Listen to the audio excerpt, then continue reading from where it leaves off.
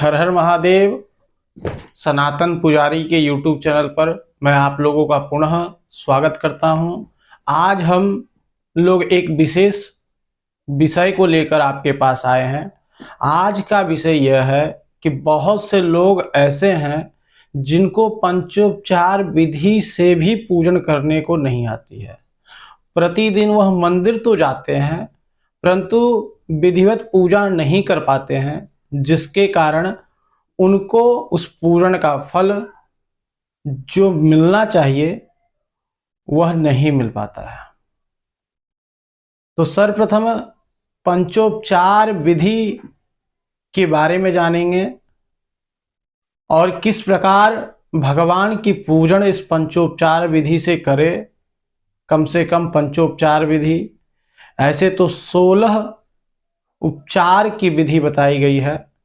16 श्रृंगार होता है, 16 संस्कार होता है, उसी प्रकार 16 प्रकार से भगवान का पूजन भी होता है। 16 प्रकार का हमारे सनातन धर्म में विशेष महत्व है, इसीलिए इस पर विशेष ध्यान दिया गया है। उसी 16 उपचार में से यह 5 उपचार जो आप दैनिक पूजा में प्रयोग कर सकते हैं, और इस पंचोपचार पूजन करने से आप यथाशीघ्र सविधि पूजन करने से आपको उस पूजन का फल यथाशीघ्र मिलेगा।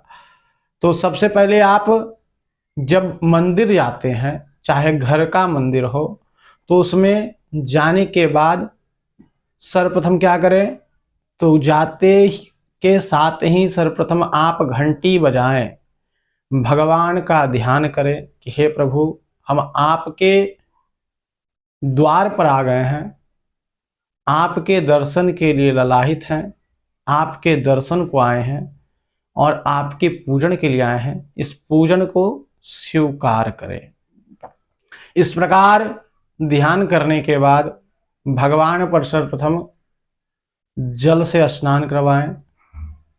जल देने के बाद गंधक, अक्षत, फूल यह 3 चढ़ाएं।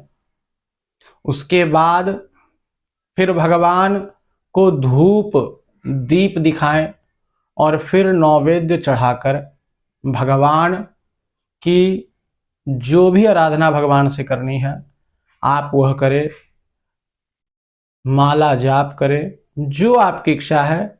जब तक यह 5 विधि ना करे तब तक आप उसके आगे कोई काम ना करें। तो इसलिए पंचोपचार विधि इस प्रकार है। कितने कोई क्या करते हैं कि वह मंदिर तो जाते हैं पूजन करने के लिए, या तो अपने घर में मंदिर में तो जाते हैं, तो जल के जगह पर पहले वह भोग लगा देते हैं, फिर दिया जलाते हैं, फिर जल चढ़ाते हैं। तो यह विधि गलत है। इस विधि से आप कभी भी सिद्धि नहीं प्राप्त कर सकते हैं। इसलिए पंचोपचार विधि का सदैव पालन करें। पहले भगवान को स्नान करवाएं। स्नान कराने के बाद चंदन, टीका, फूल, अक्षत फूल चढ़ाकर पुनः धूप दीप दिखाकर और फिर नैवेद्य लगाकर भगवान से प्रार्थना करें। यही पंचोपचार विधि का पालन करें, आपको सिद्धि अवश्य प्राप्त होगी। हर हर महादेव।